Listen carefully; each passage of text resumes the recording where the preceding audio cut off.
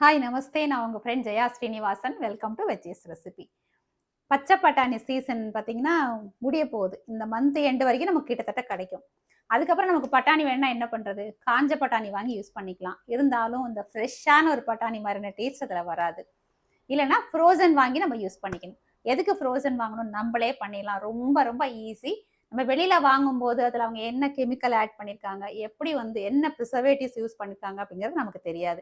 ஆனா நம்ப வந்து இந்த ஃப்ரெஷ் பீஸ் வாங்கி நம்ப அந்த ப்ரிசர்வ் பண்றதுக்கு ஃப்ரோசன் பண்ணும்போது கெமிக்கல் எதுவும் இல்லாம நல்லா 1 வருஷத்துக்கு ஃப்ரெஷ்ஷா வாங்கி நம்ம எப்படி யூஸ் பண்ணுவோமோ, அதே மாரி நல்ல டேஸ்ட்டா இருக்கும். ரொம்ப ஈஸியான மெத்தட் கூட. குயிக்கா ஆயிடும். பட்டாணிய வந்து நம்ம ஸ்டோர் பண்ணி வச்சுட்டோம் அப்படின்னா, நமக்கு எப்ப வேணுமோ குருமால போட்டுக்கலாம். இல்ல வந்து புலாவ் பண்ணணும்னா அதுல ஆட் பண்ணிக்கலாம். நமக்கு எதுலலாம் பட்டாணி போட்டா பிடிக்குமோ எல்லாத்துலயும் ஆட் பண்ணிக்கலாம்.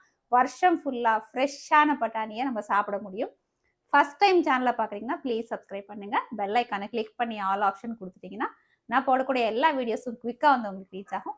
வாங்க ஈஸியா எப்படி பண்றதுன்னு பார்க்கலாம். பட்டாணிய ஸ்டோர் பண்ணி வைக்கிறதுக்கு முதல்ல எந்த மாரி பட்டாணி வாங்கணும் அப்படிங்கிறத நம்ம பார்க்கலாம். இங்க பாருங்க. இந்த மாரி இருந்ததுன்னா நல்ல விளைஞ்ச பட்டாணியா இருக்கும். சைஸும் வந்து நல்லாருக்கும். இது ஸ்டோர் பண்றதுக்கு வந்து ரொம்பவே நல்லாருக்கும். அதே வந்து இப்படி வாங்கிட்டோம் அப்படின்னு வச்சுக்கோங்க. இது நமக்கு பார்த்தாலே தெரியுது. அந்த அளவுக்கு சைஸ்ல பெருசா இல்ல. ரொம்ப விளைஞ்சது இல்ல அப்படின்னு நமக்கு பார்த்தாலே தெரியும். பாருங்க இந்த மாரி வாங்கிக்கணும். இதுல இன்னொரு பெனிஃபிட் என்ன அப்படின்னா, இது மேல தோல் பாருங்க கொஞ்சம் நல்லா ட்ரையா இருக்கு. இந்த மேல தோல் வந்து கொஞ்சம் மாய்ஸ்சரோட இருக்கு இல்லையா? வெயிட் அப்படின்னு பார்த்தோம்னா, இந்த பட்டாணி நமக்கு 1 கிலோ வாங்குறோம்னு வச்சுக்கோங்களேன். அதிக குவான்டிட்டில கிடைக்கும். அதே இது 1 கிலோ வாங்குனா கொஞ்சம் கம்மியா இருக்கும். ஏன்னா இந்த தோலோட வெயிட் வந்து மாய்ஸ்சர் இருக்கிறனால அதிகமா இருக்கும். முடிஞ்ச வரைக்கும் இந்த மாரியான பட்டாணியா பார்த்து வாங்கிக்கோங்க. இப்ப நம்ம எல்லா பட்டாணியும் உரிச்சு எடுத்துக்கலாம். இது எல்லாருக்குமே உரிக்க தெரியும். பட்டாணி இப்படி நார் எடுத்துட்டு இப்படி ஓப்பன் பண்ணோம்னா, இந்த மாரி பட்டாணி வந்துரும். இத நம்ம ஒரு பவுல்ல எடுத்துக்கலாம். இந்த மாரி நெறைய பட்டாணி வாங்கும்போது அப்படி உரிக்கிறது கஷ்டமா இருக்கு அப்படின்னா, ஒரு சிசர் வச்சு 2 சைடும் கட் பண்ணிட்டோம்னு வச்சுக்கோங்களேன் இந்த மாரி. இது வந்து ஈஸியா அப்படியே ஓப்பன் ஆயிடும். அப்படியே நம்ம இதில போட்டுக்கலாம். பவுல்ல போட்டுக்கலாம். உங்களுக்கு எப்படி ஈஸியா இருக்கோ அந்த மாரி உரிச்சு எடுத்துக்கோங்க. உரிக்கும்போது பூச்சிலாம் இல்லாம கிளீனா இருக்கா அப்படின்னு பார்த்து செக் பண்ணி எடுத்துக்கோங்க. இதே மாரி எல்லா பட்டாணியும் நான் உரிச்சுட்டு உங்களுக்கு காமிக்கிறேன். எல்லா பட்டாணியும் உரிச்சாச்சு. இப்ப அடுத்த ப்ராசஸ் என்ன அப்படின்னு நம்ம பார்க்கலாம். ஸ்டவ்ல வந்து கொஞ்சம் நல்ல அகலமான பாத்திரம் வச்சுட்டு இது மாரி தண்ணி வச்சிருக்கேன். தண்ணி வந்து நல்லா பாயில் ஆகணும். அது கொதிக்கட்டும். அதுக்கப்புறம் நம்ம பார்க்கலாம். ஒரு மூடிய போட்டு மூடிட்டோம்னா சீக்கிரம் கொதி வந்துரும். இதில் நம்ம பட்டாணி போடுறதுக்கு முன்னாடி 2 பவுல் எடுத்துக்கிட்டு அதில் நல்லா சில்லுன்னு தண்ணியை ஆட் பண்ணி வச்சுக்கணும். ஐஸ் க்யூப்ஸ் போட்டுக்கலாம். இல்லைன்னா ஃப்ரிட்ஜ்லேருந்து டைரெக்டாக தண்ணியும் எடுத்துக்கலாம். இப்போ நான் தண்ணி எடுத்துகிட்டு இருக்கேன். 2 பவுலில் இந்த மாதிரி வச்சுக்கணும். தண்ணி நல்லா கொதிக்க ஆரம்பிச்சாச்சு பாருங்கள். இப்போ கொதிக்கிற தண்ணியில் நம்ம உரிச்சு வச்சுருக்கோம் இல்லையா, அந்த பட்டாணியை ஆட் பண்ணிடணும். இதில் 1 டீஸ்பூன் உப்பு, 1 டீஸ்பூன் சர்க்கரை ஆட் பண்ணிக்கலாம். ஒரு தடவை எல்லாத்தையும் நல்லா மிக்ஸ் பண்ணிடலாம். இது பட்டாணி போடுறதுக்கு முன்னாடியே போட்டுக்கலாம் சர்க்கரையும் உப்பும். இப்போ பாருங்கள் பட்டாணி மிதக்குது பார்த்தீங்களா? இது வந்து ஓரளவுக்கு குக் ஆகிருக்கும். இப்படி மிதக்க மிதக்க எடுத்து உடனே நம்ம ஐஸ் வாட்டர் வச்சுருக்கோம் இல்லையா, அதில் போட்டுடணும். அடுத்த செட்டு பார்த்தீங்களா அப்படி மிதக்குது. மிதக்கிறத மட்டும் எடுக்கணும். அடியில் இருக்கிறது அப்படியே விட்டுடணும். எடுத்து உடனே வந்து ஐஸ் வாட்டரில் போட்டுக்கிட்டே வரணும். இது மட்டும் நம்ம கேர்ஃபுல்லாக அப்படி கரெக்டாக உடனே பண்ணிடணும். ஜாஸ்தி விட்டுட்டோம் அப்படின்னா அப்புறம் ரொம்ப குக் ஆகிடும். போட்டோம் இல்லையா, இப்போ தண்ணி சில்லுன்னு இருந்தது கொஞ்சம் சூடாயிடுச்சு. ஏன்னா சூடான பட்டாணி நம்ம இதில் போட்டிருக்கோம் இல்லையா, அதனால தான் நான் இன்னொரு பவுல் வச்சுக்கணும் அப்படின்னு சொன்னேன். இதுலேயும் இப்போ ஐஸ் வாட்டர் இருக்குது. இப்போ இதுலேருந்து எடுத்து இந்த பவுலுக்கு நம்ம மாற்றிக்கணும். இதுலேயும் ஐஸ் வாட்டர் வச்சுருக்கோம் இல்லையா, இதில் மாற்றிக்கணும். அப்படி இல்லைன்னா நீங்கள் என்ன பண்ணலான்னா ஐஸ் க்யூப்ஸ் வச்சுட்டு இதில் கொஞ்சம் தண்ணி சூடாகும்போது உடனே ஐஸ் க்யூப்ஸ் போட்டால் 2வது பவுல் நமக்கு தேவைப்படாது.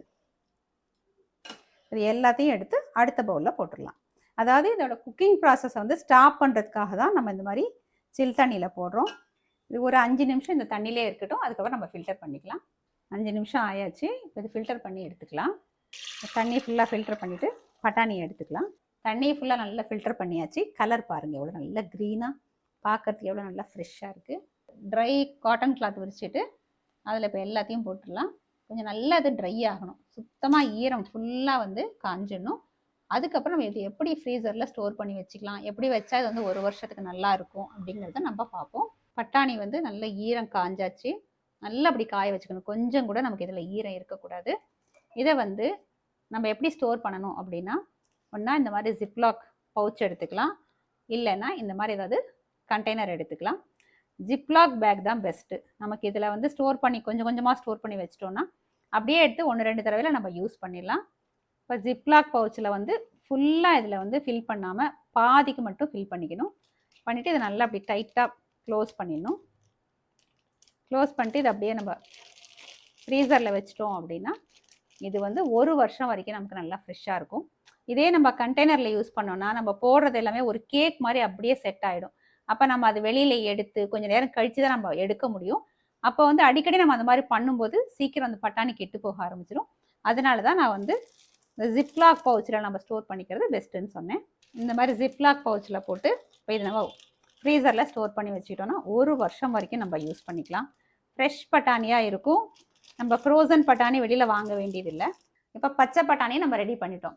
இதை இப்போ ஃப்ரீசரில் ஸ்டோர் பண்ணி வச்சிட்டோம்னா வருஷம் ஃபுல்லாக நமக்கு பிடிச்ச ரெசிபீஸில் யூஸ் பண்ணி நம்ம சாப்பிட்லாம். ஈஸியாக அந்த ஃப்ரோசன் பீஸ் எப்படி ரெடி பண்ணுறதுன்னு நம்ம பார்த்துட்டோம். இதே மாதிரி நீங்கள் ட்ரை பண்ணி பார்த்துட்டு எப்படி வந்தால் எனக்கு கமெண்ட்டில் சொல்லுங்கள். லைக் பண்ணுங்கள், உங்கள் ஃப்ரெண்ட்ஸ் அண்ட் ஃபேமிலியில் ஷேர் பண்ணுங்கள். புது ரெசிபியோட நாளைக்கு நான் உங்களை மீட் பண்ணுறேன். தேங்க்ஸ் ஃபார் வாட்சிங்.